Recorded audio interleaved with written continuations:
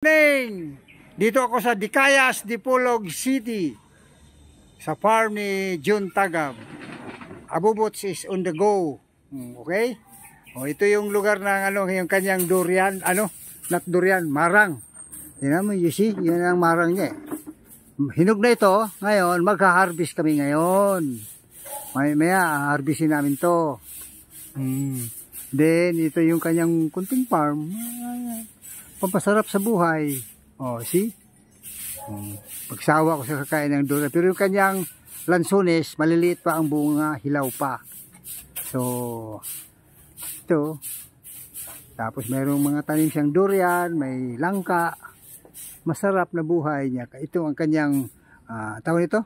Bahay kubo, kahit munti, pero ang halaman doon ay sari-sari.